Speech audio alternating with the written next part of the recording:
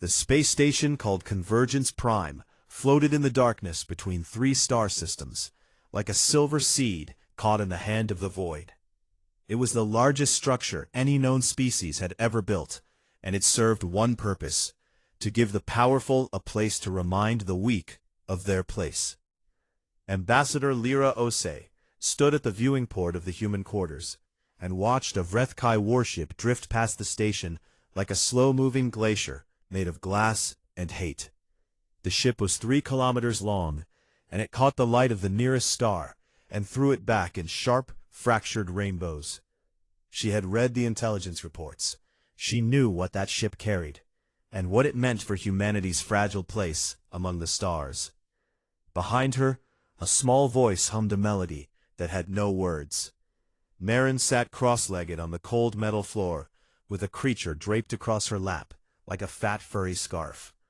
The creature was a honey badger, gene-stabilized for longevity and health, otherwise completely unmodified. And his name was Sergeant. He had black eyes that looked like 2 drops of engine oil, and a white stripe running across his head like a streak of war paint. He was 12 kilograms of muscle, loose skin, and ancient stubbornness, and he was currently asleep, with his tongue slightly sticking out. Marin was 9 years old. She had her mother's dark skin and her father's calm gray eyes, and she had a way of looking at the world that made adults uncomfortable, not because she was rude, but because she seemed to be taking notes. The neural empathic link between her and Sergeant was a small device embedded behind her left ear. It did not let her control the animal. It did not give commands or force obedience. What it did was far simpler and far stranger. It let them share feelings. When Marin was afraid, Sergeant felt it. When Sergeant was content, Marin felt a warm heaviness settle in her chest, like a stone warmed by the sun. They understood each other. Lyra turned from the window and looked at her daughter.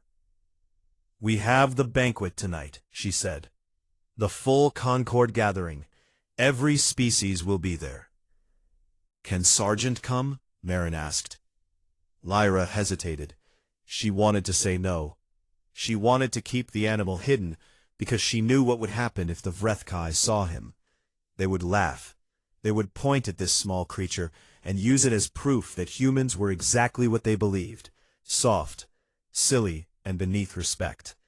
But Lyra also knew something else. She knew that underestimation was a weapon that cut both ways. "Yes," she said quietly, "Sergeant can come." The banquet hall of Convergence Prime was a cathedral of light and politics. Long tables floated on gravity platforms, and the food was arranged by atmospheric preference: methane-based dishes on the left, oxygen-based in the center, and something that smelled like burning copper on the far right for the Goth collective, who absorbed nutrients through their skin.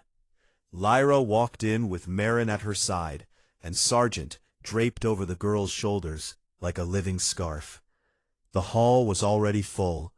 The Seleth delegation clicked their mandibles politely as Lyra passed. The Goth pulsed a shade of neutral blue. The minor species, the ones too small or too new to matter, watched with curiosity. And then the Vrethkai arrived.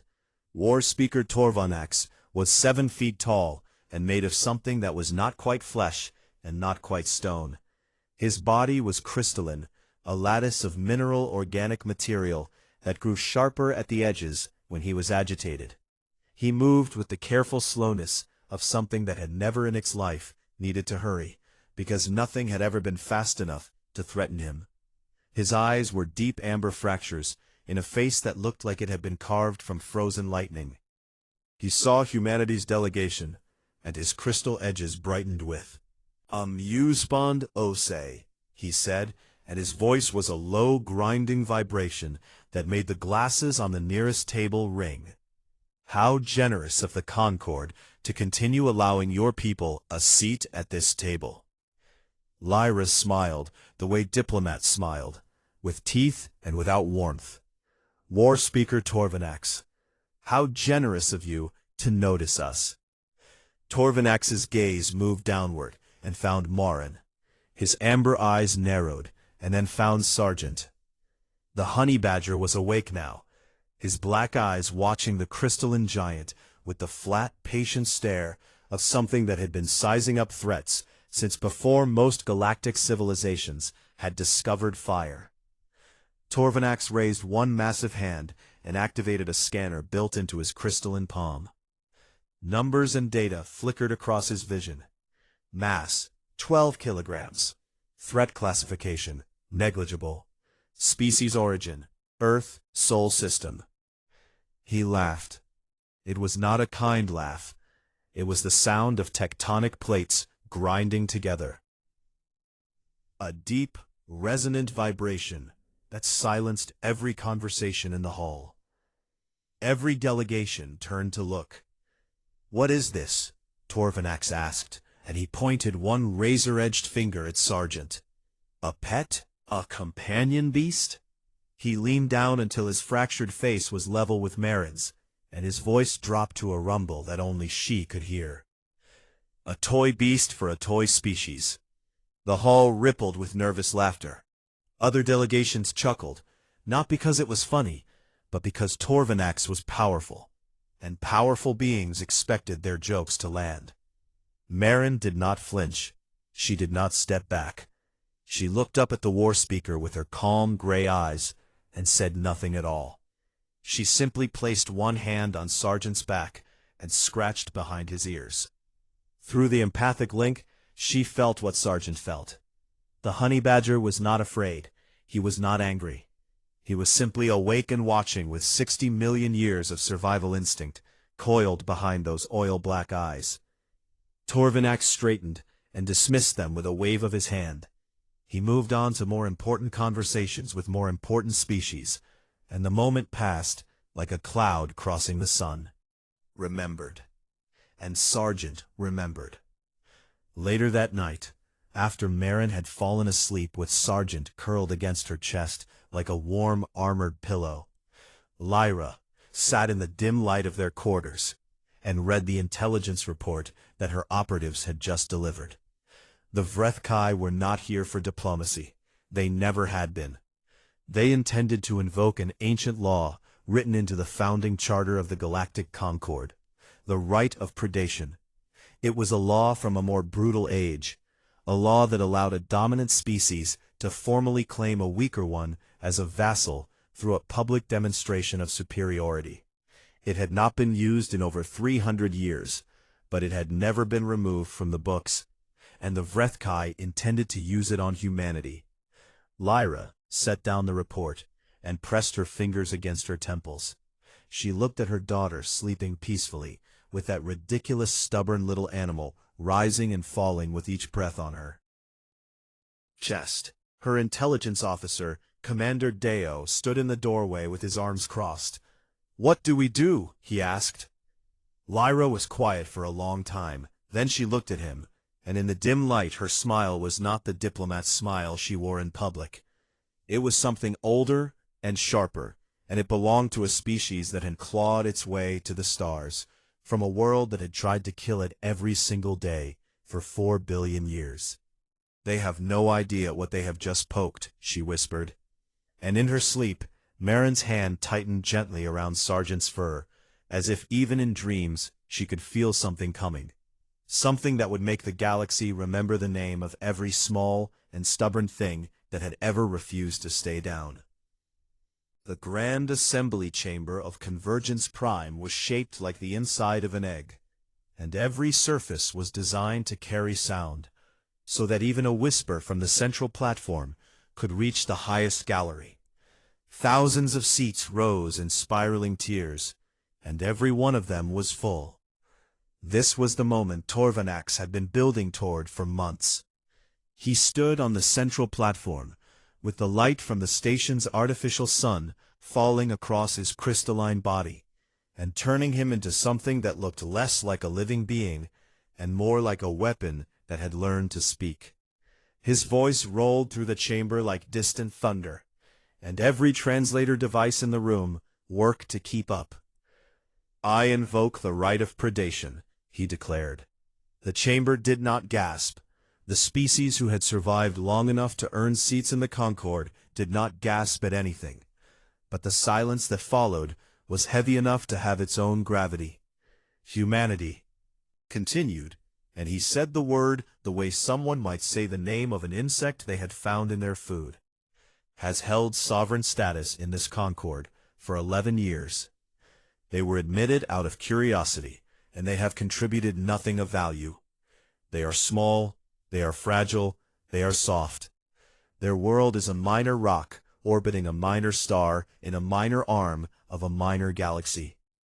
He paused and let the silence do its work.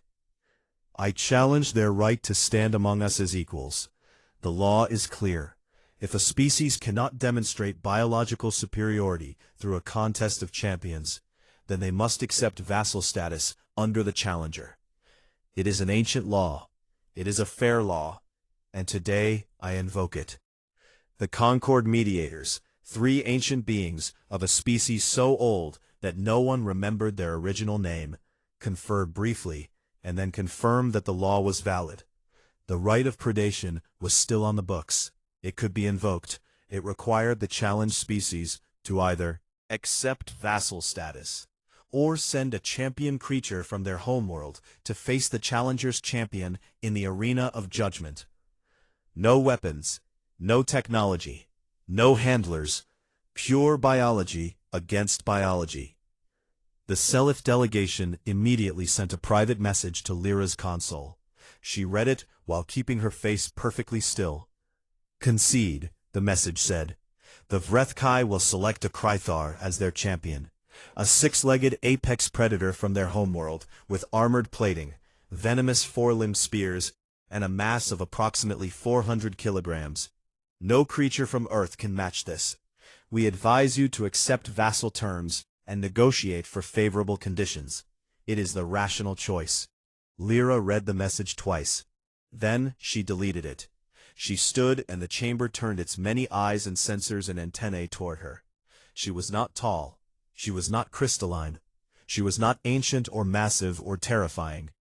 She was a human woman in a dark blue suit with steady hands and a voice that carried across the egg-shaped room without any need for amplification. Humanity accepts the challenge, she said. The murmur that followed was the Concorde equivalent of shock. Several delegations shifted in their seats. The Goth collective pulsed a confused shade of orange. The Seliph diplomats' mandibles clicked rapidly in what was either disbelief or irritation, or both. Torvanax's crystal edges sharpened with pleasure. He had expected resistance, arguments about the law being outdated, or appeals to fairness, or perhaps even a tearful concession. He had not expected acceptance, and certainly not acceptance delivered with such calm. He studied Lyra's face for any sign of bluffing, and found nothing but patience. Name your champion creature, the mediators instructed. Torvanax went first. The Vrethkai select the Krythar of our homeworld, apex predator, class 7 biological threat, undefeated in 4 previous predations. Challenges. A holographic image of the Krythar appeared above the central platform, and the chamber collectively leaned back.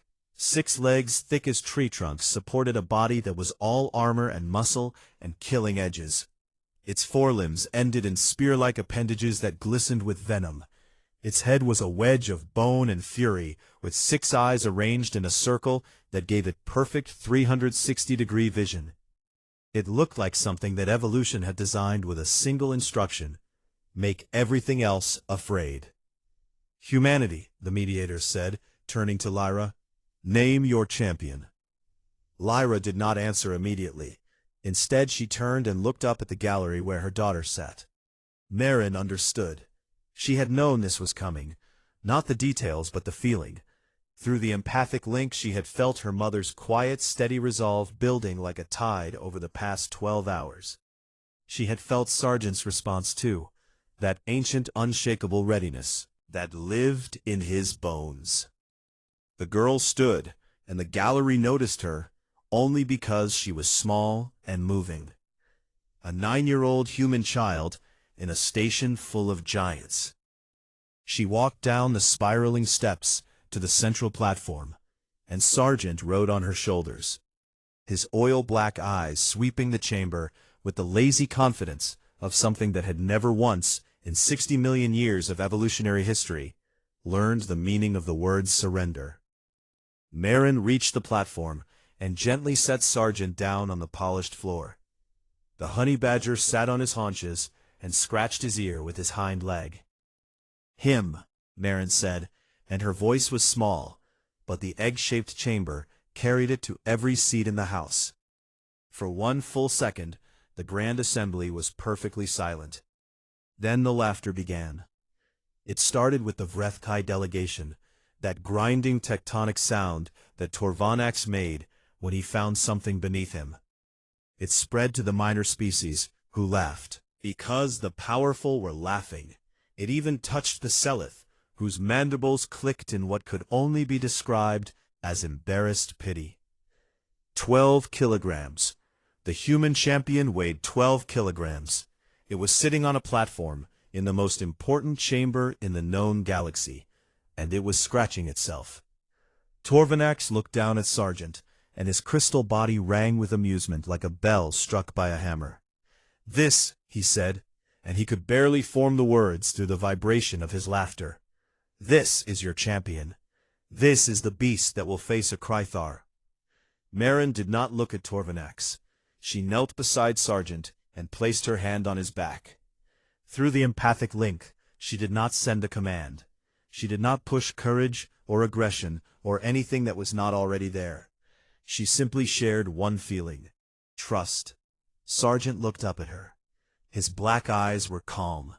He yawned, and in that yawn, he showed teeth that were short and sharp and built for cracking through things that did not want to be cracked through: snake spines and tortoise shells and the bones of creatures many times his size.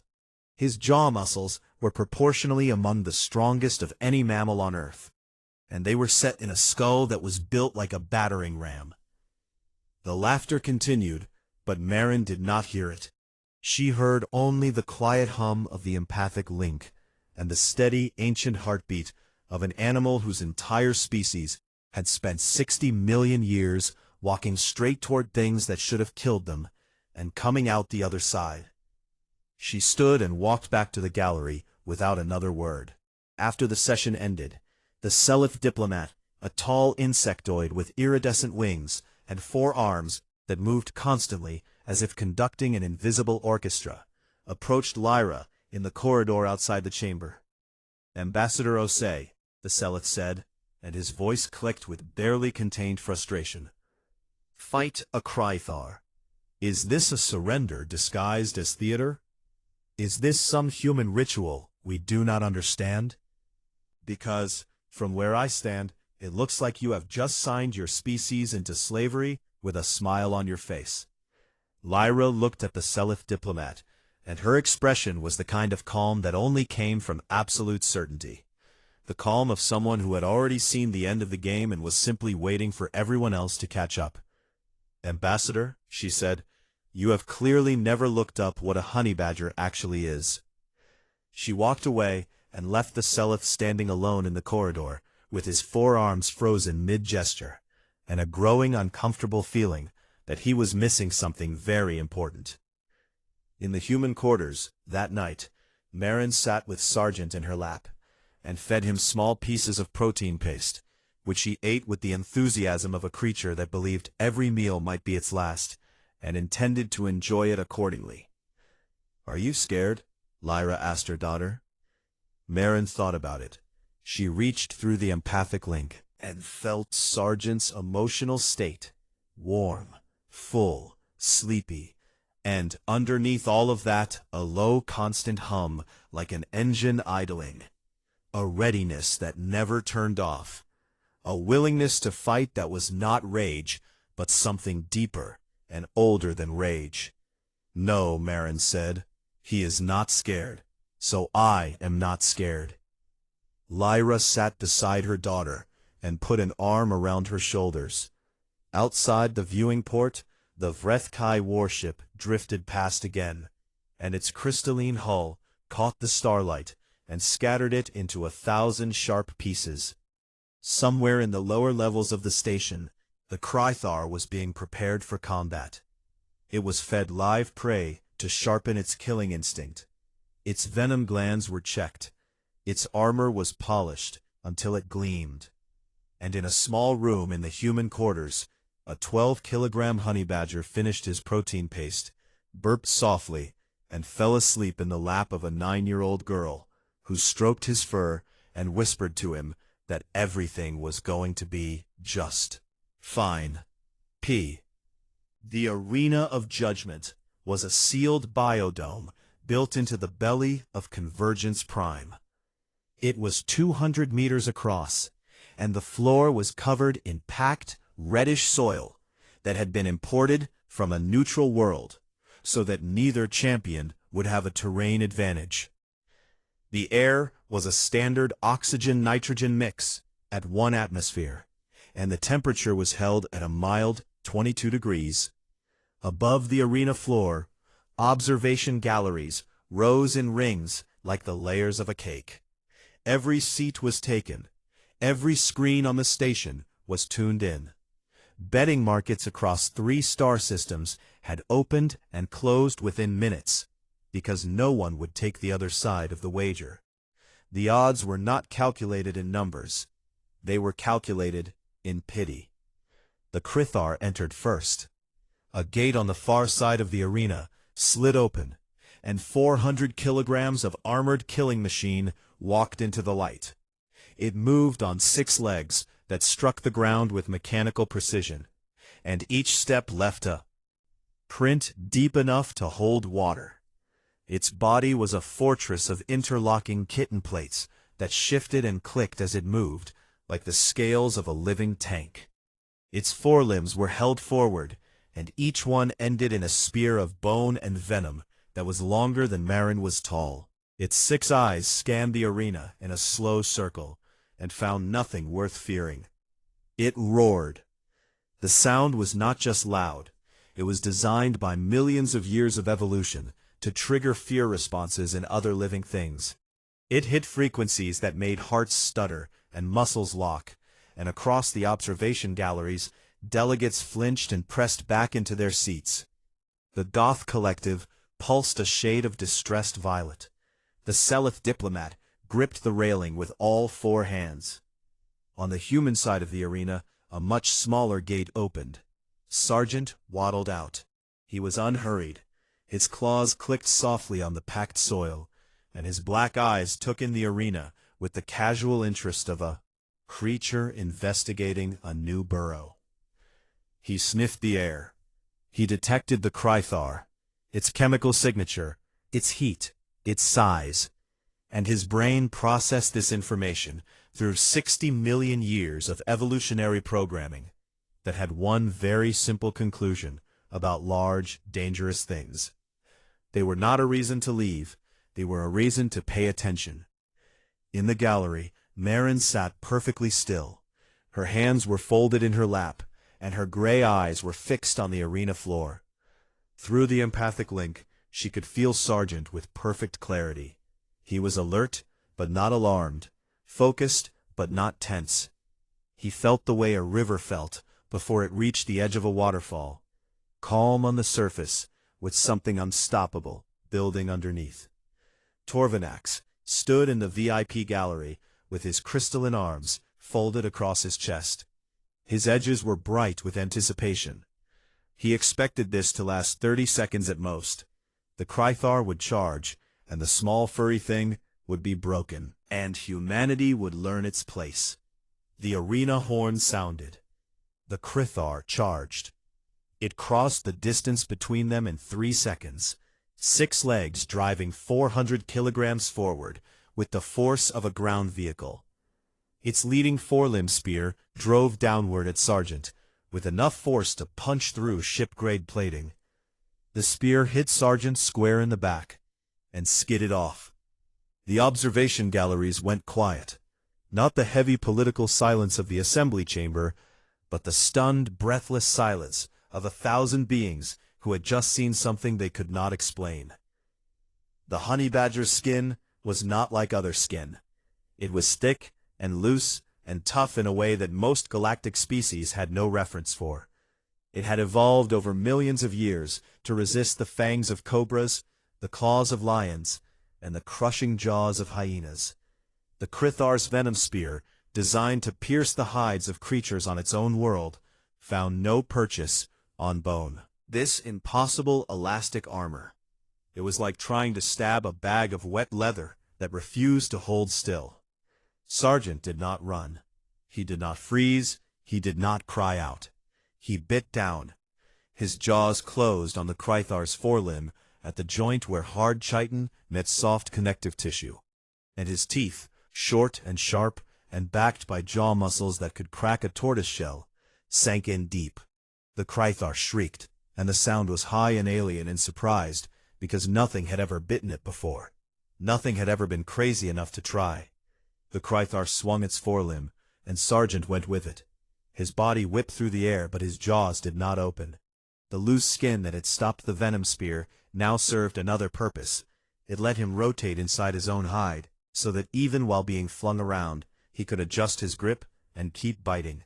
The Krithar slammed Sergeant against the ground. The honey badger bounced and immediately scrambled back to his feet, and charged forward again. The Krithar stabbed with its second forelimb, and this time the venom found a thin spot and entered Sergeant's body, a dose that would have paralyzed any creature in the Vrethkai bestiary within seconds. Sergeant shook his head once and kept coming. The gallery stirred with confusion. The Selith diplomat leaned forward, and his mandibles hung open. The honey badger's blood carried enzymes that had been breaking down snake venom since before the dinosaurs died.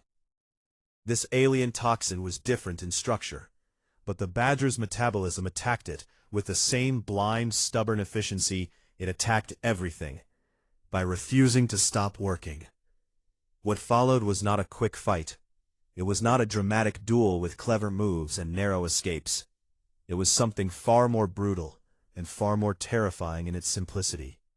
The Krithar was bigger, it was stronger, it was armored and venomous, and it had 6 limbs to Sergeant's 4.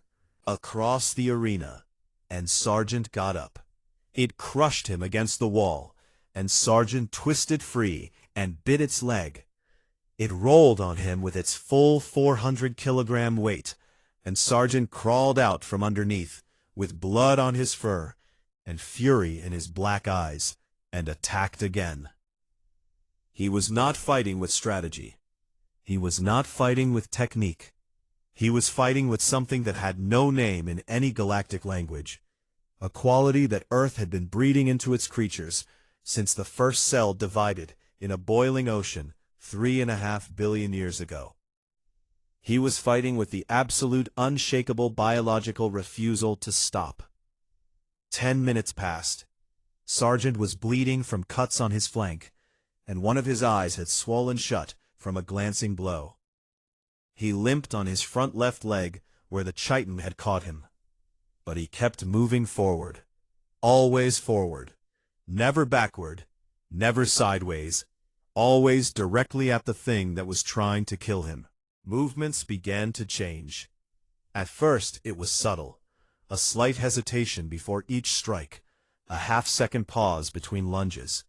The 6-eyed predator was not tired. It was confused. Its entire evolutionary history had taught it one lesson.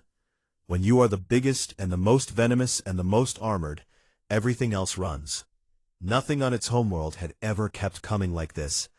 Nothing had ever looked at 400 kilograms of apex predator and decided that the correct response was to bite harder. 15 minutes in, the Krithar began to back away. It was a small movement, just a single step, but every eye in the gallery caught it. The most dangerous creature the Vrethkai had ever produced took one step backward from an animal that weighed less than its head. Torvanak stopped breathing. His crystalline edges went dark. Sergeant did not let up. He followed. He bled and he limped, and his breath came in harsh rasps, but he followed every retreating step with an advancing one.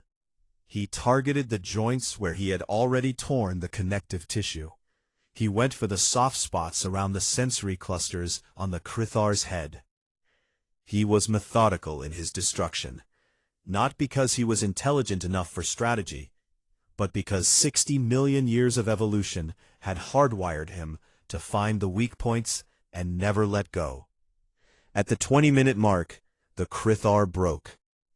It turned away from Sargent and pressed itself against the far wall of the arena, and its 6 legs folded under it, in a posture that every species in the galaxy recognized instinctively: submission. The 400-kilogram apex predator of the Vrethkai homeworld had surrendered to a 12-kilogram mammal from a planet it had never heard of. The arena was silent. Marin let out a long, slow breath. Through the empathic link, she felt what Sargent was feeling, and it was not triumph, or rage, or bloodlust. It was the same thing it had always been: steady, ancient hum of readiness. The honey badger did not know he had won, because winning was not a concept his brain processed. He only knew that the big thing had stopped being a threat, and that was enough. She whispered so softly that only the empathic link could carry it. He does not know how to give up. None of us do. The arena medics moved in, hovering drones designed to separate the combatants and begin treatment. They approached Sargent carefully, because even the drone's threat assessment systems had been updated in real time during the fight, and now classified the small bleeding creature as a Priority 1 handler risk. Sargent sat on the packed soil, with blood matting his fur, and his one good eye looked up at the VIP gallery, where Torvanax stood frozen in his crystalline stillness. The honey badger hissed. It was a small sound, nothing compared to the Krithar's roar, nothing that would shake the walls or rattle the seats, but it traveled through then silent arena and reached every ear and every translator and every being that was watching. And in that small sound, every delegate heard the same message, delivered in a language older than words: I am still here. In the 3 hours following the arena fight, the political landscape of Convergence Prime shifted like sand in a windstorm, and not one grain of it moved in the direction Torvanax had planned. The Vrethkai delegation sealed itself inside its quarters, and the crystalline walls hummed with angry vibrations that the neighboring delegations could feel through the floor.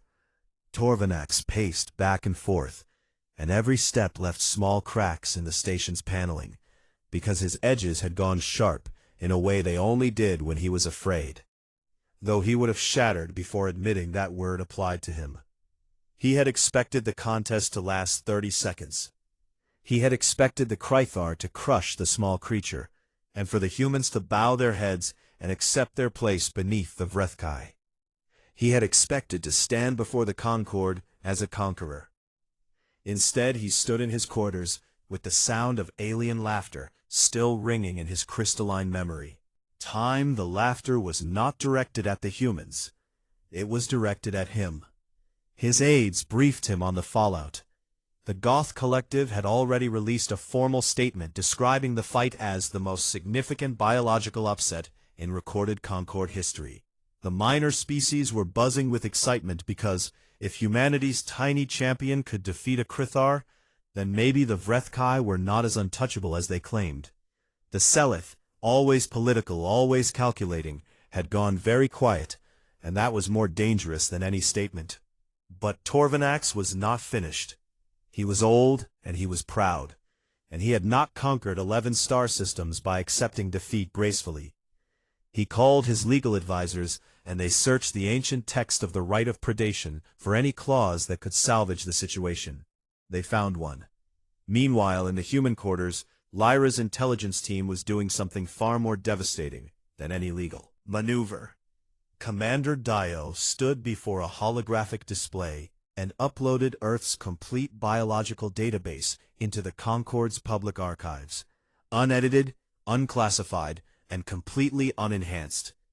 Every species, every ecosystem, every predator and parasite, an impossible survival story that 4 billion years of evolution on a cruel and beautiful world had produced.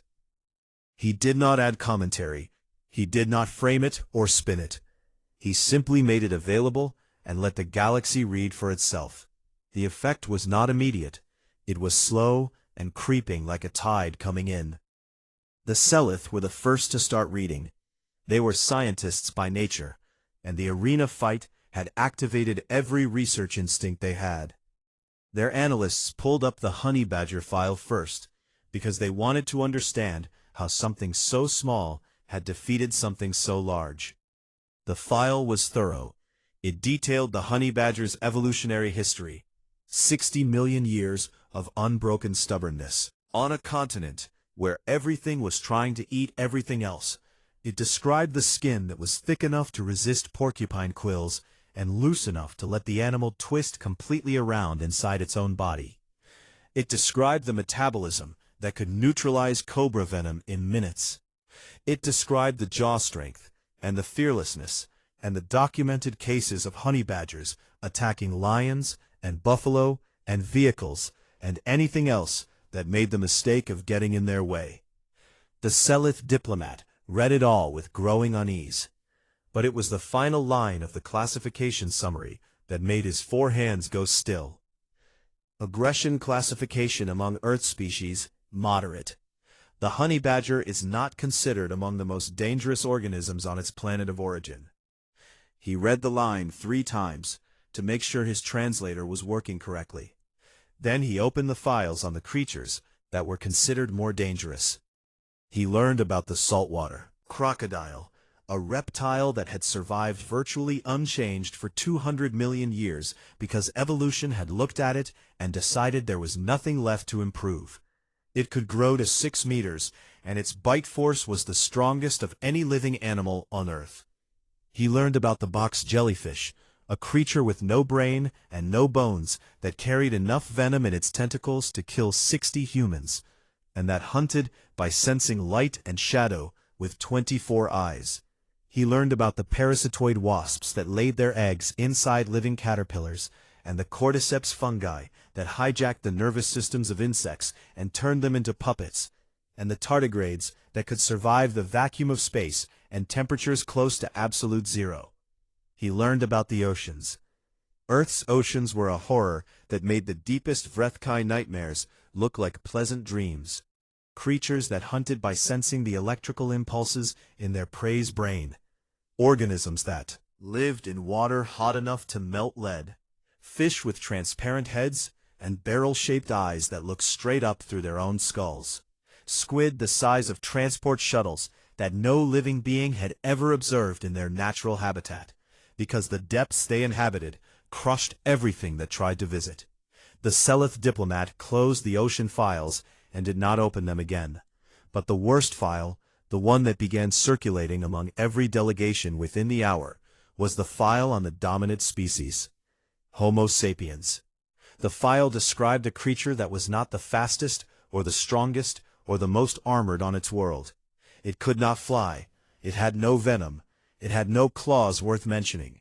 Its skin was thin and its bones were fragile compared to the things it shared its planet with. And yet, it had conquered every environment on Earth. Deserts and ice fields and mountains and oceans and eventually the sky itself.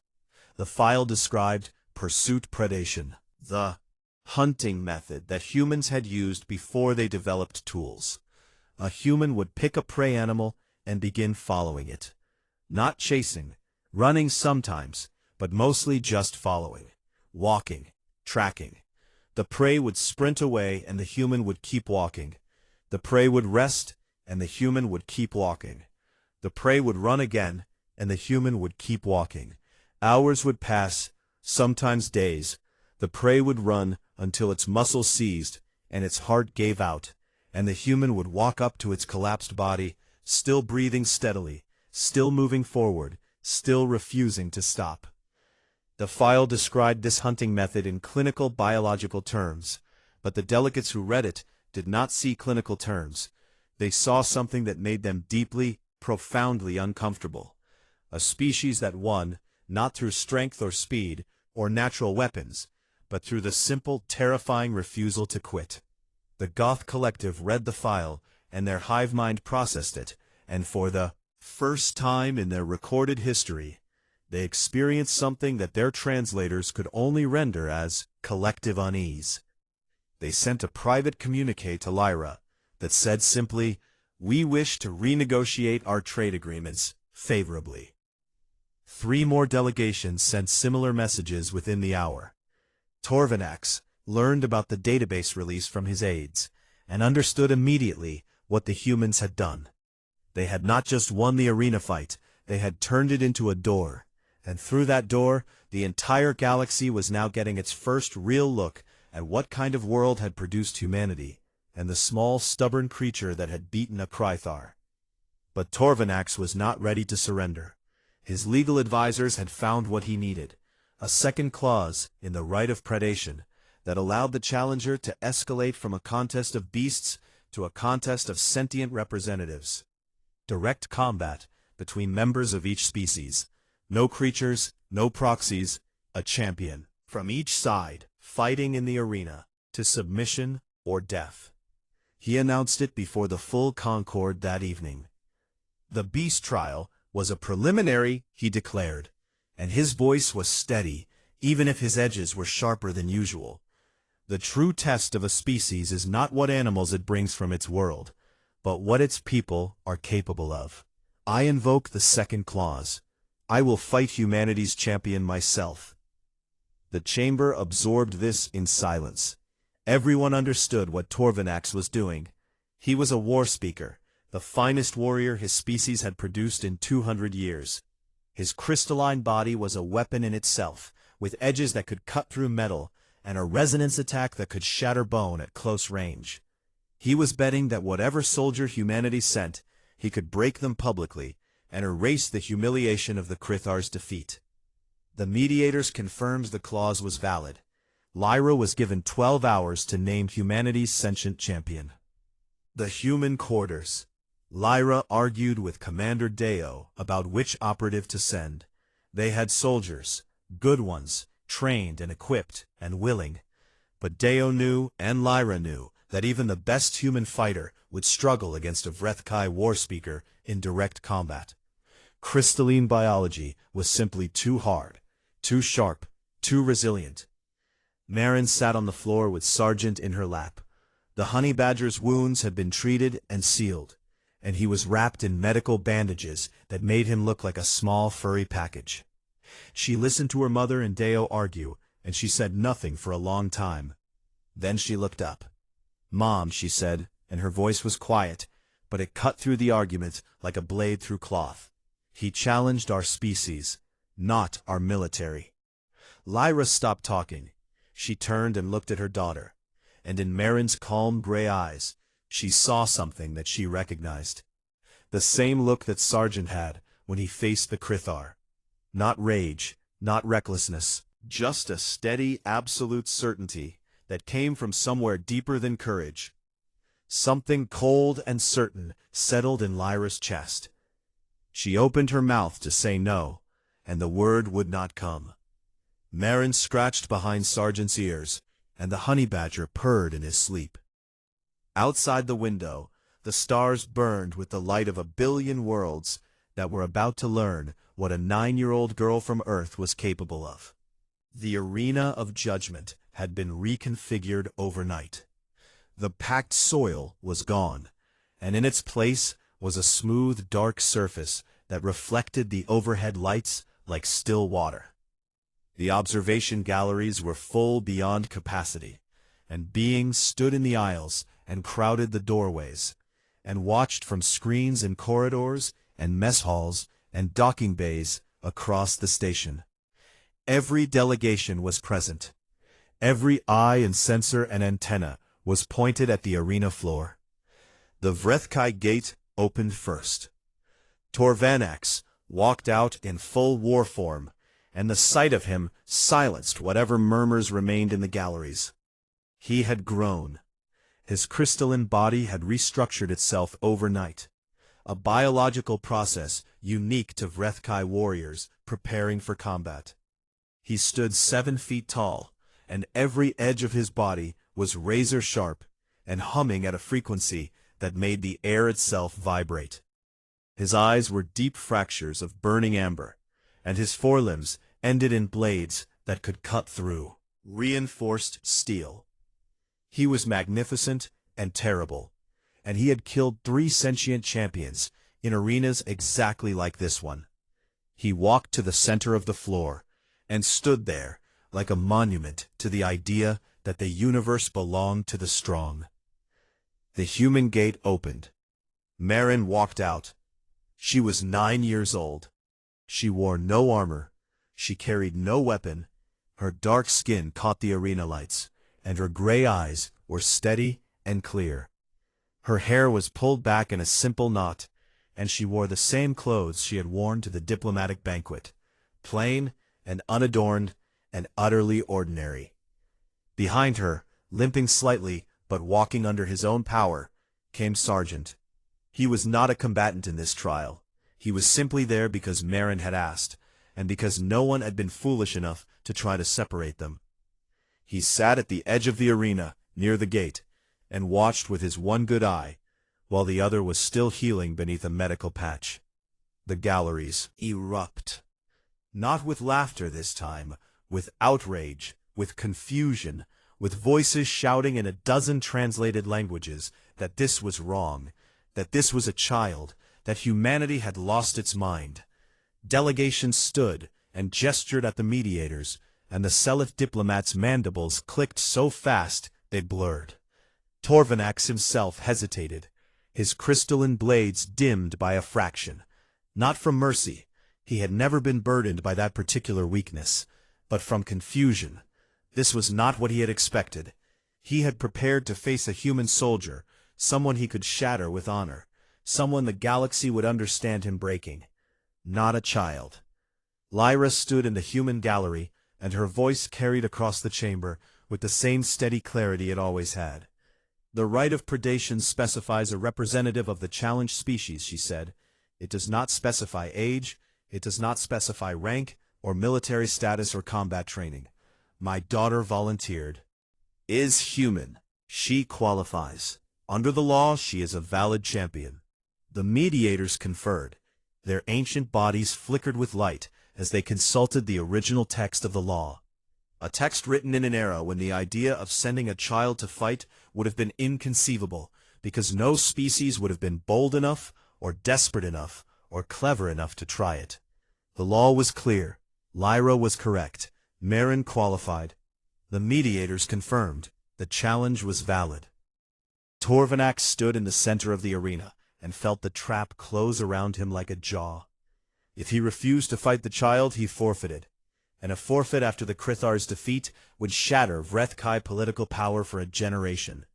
If he fought her, if he raised his crystalline blades against a 9-year-old girl while the entire galaxy watched, he would be something worse than defeated. He would be a monster, and monsters did not lead coalitions. Humanity had taken his own law and turned it into a cage built from his own pride. But Marin was not finished. She walked to the center of the arena and stopped 3 meters from Torvanax. She was so small that his shadow covered her completely. She looked up at him the way a person looks up at a mountain, not with fear, but with the calm understanding that mountains can be climbed. And then she spoke. She did not speak to Torvanax. She turned to face the galleries, and her voice was carried by the arena's acoustics to every seat and every screen and every being on Convergence Prime. You looked at us, and you saw something small, she said. Something soft, something you could laugh at. You looked at our companion animal, and you called him a toy. You looked at our planet, and you saw a pale blue dot orbiting a minor star in a galaxy full of minor stars. Her voice did not waver. She was 9 years old, and she stood in an arena built for killing, and her voice was as steady as bedrock. Files today, I know you did. You read about our oceans, and our predators, and our parasites. And you were afraid. And you should be. Not because we want to hurt you, but because you need to understand where we come from. She paused, and in the silence the only sound was the soft hum of Torvanax's crystalline edges vibrating at combat frequency. Our world tried to kill us every single day for 4 billion years. It poisoned us and frozen us and burned us and shook the ground beneath our feet and threw rocks from the sky, and we did not stop. We buried our dead and we kept going. We lost everything over and over again, and we kept going. We are not here because we are the strongest thing on our planet. We are here because we are the thing that refuses to stay down. She knelt and placed her hand flat on the arena floor. The neural empathic link behind her ear was not designed for broadcast. It was a small device meant for one girl and one honey badger. But the arena's biosensors were sensitive enough to pick up the emotional resonance that poured through it, and the station's empathic species felt it hit them like a wave. What Marin shared was not aggression. It was not defiance or anger or the desire to fight. It was memory. Not her memory, or not hers alone. It was something deeper, something the empathic link had connected her to through Sargent, and through Sargent to the long, unbroken chain of life on Earth. It was the feeling of the first cell dividing in a boiling ocean and choosing to live. It was the feeling of a fish crawling onto land and breathing air that burned its new lungs and crawling forward anyway. It was the feeling of a small mammal watching the sky burn as the asteroid struck, and huddling in the dark and surviving. It was the feeling of a woman standing on an African plain and looking at the horizon and deciding to walk toward it, not because she knew what was there, but because something inside her would not let her stand still. It was the feeling of a species that had earned every single step of its journey to the stars, through nothing but stubbornness and curiosity, and the blind, unbreakable conviction that tomorrow could be better than today. The empaths in the gallery wept. The goth collective pulsed colors that had no name in any language. The Seleth diplomat stood with all 4 arms limp at his sides, and his compound eyes glistening. Marin stood and looked directly at Torvanax. "You called the honey badger a toy," she said. "But he fought your monster, and he did not stop. That is not because we engineered him. That is not because we trained him, or drugged him, or modified him. That is because that is what grows on our world. Everything on our planet learns the same lesson. You keep going. You adapt. You get knocked down, and you stand up, and you refuse." She took one step forward, and the shadow of the 7-foot crystalline warrior fell across her like nightfall, and she did not flinch. "You wanted to prove that you are the predator and we are the prey. But you made a mistake. You assumed that because we are small, we are harmless. You assumed that because we brought a child, we are weak." She looked up at him, this vast, sharp, terrible creature that could have ended her with a single motion, and in her gray eyes there was no fear at all. There was something worse than fear. There was certainty. "Playtime is over," she said. The arena was silent. The station was silent. 3 star systems held their breath. Torvanax looked down at this small, soft, impossible creature standing before him, and for the first time in his 400 years of life, he felt something his species had no word for. It was not exactly fear. It was deeper than fear. It was the sudden, sickening recognition, the kind that hits like a fist to the chest, that he had fundamentally, completely, and catastrophically miscalculated what he was dealing with. A weak species that had stumbled into space. This was not a toy civilization that could be claimed and collared and put in its place. This was a species forged in fire, on a world that killed everything that was not strong enough, or stubborn enough, or crazy enough to survive. And they had sent their child to face him, not because they did not value her, but because they trusted her to do exactly what every living thing on Earth had been doing since the beginning of time: standing up, getting back up, refusing. His crystalline blades stopped humming, his edges dimmed, his war form, the body he had spent the night growing and sharpening, seemed suddenly absurd. Like a fortress built to withstand a siege that was never going to come, because the enemy had walked in through the front door and sat down at his table and dared him to do something about it. Torvanax sheathed his blades, he stepped back, he lowered his head. He forfeited. The galactic concord erupted in a sound that Convergence Prime had never heard before, the combined voices of 100 species expressing shock and awe, and something that in many languages did not have a direct translation, but was closest to the human word respect. Humanity's sovereign status was not merely confirmed, it was elevated. 3 tiers in a single day. The Vrethkai political coalition fractured within the hour, as 11 minor species withdrew their vassal oaths. 12 delegations requested formal alliance with Earth before the arena lights had dimmed. In the chaos that followed, Marin walked back across the arena floor to where Sargent sat by the gate. The honey badger looked up at her with his one good eye, and she knelt and scooped him up and held him against her chest and felt through the empathic link his warm, steady heartbeat and his ancient, unshakable calm. She carried him to the observation lounge on the upper deck and sat in a chair by the wide window and watched the stars. Was tired, in a way that sleep would eventually fix, but that right now felt like it reached all the way down to her bones. Sargent curled in her lap and purred, that low, rattling sound that was not quite like any other animal on Earth. A sound that seemed to come from somewhere deep inside the species itself, from whatever furnace had forged a 12-kilogram creature that looked at lions and thought, I can take them. The Selith diplomat found her there. He approached cautiously because he had learned caution in the last 24 hours, in a way that no previous century of his life had managed to teach him. Child, he said, and his voice was soft with something that might have been wonder. Were you not afraid? Marin looked at him. She scratched behind Sargent's ears, and the honey badger leaned into her hand with the contentment of a creature that had fought a monster and survived, and was now being given exactly the right amount of attention. Was not afraid of something 30 times his size, she said. Why would I be afraid of something 3 times mine? The Selith stared at her for a long, quiet moment.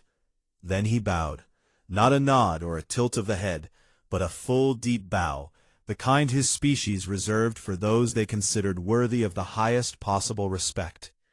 He held it for 3 full seconds, and then he straightened and walked away without another word. Marin watched him go. Then she turned back to the window, and the stars burned in the darkness like a billion tiny promises, and Sargent slept in her lap, and the station hummed around them with the sound of a galaxy rearranging itself. In the data cores of Convergence Prime, in the diplomatic archives that every species could access, the file on Earth was being updated. Analysts and clerks and scholars from a dozen worlds were adding notes and revisions and reclassifications based on everything they had witnessed and everything they had. Somewhere in those archives, in the species summary for Homo sapiens, filed between the biological data and the cultural overview, someone added a single annotation. It might have been a Selith clerk who had watched a child face down a giant. It might have been a Goth analyst who had felt the emotional broadcast and still had not recovered. It might have been a Vrethkai scribe who understood better than anyone the cost of underestimating the small. The annotation was short. It said everything that needed to be said. Do not provoke the children. And in the observation lounge of Convergence Prime, a 9-year-old girl from a pale blue dot slept in a chair with a honey badger in her lap and the stars in the window. And behind her, the galaxy whispered her species' name with something it had never used for humans before.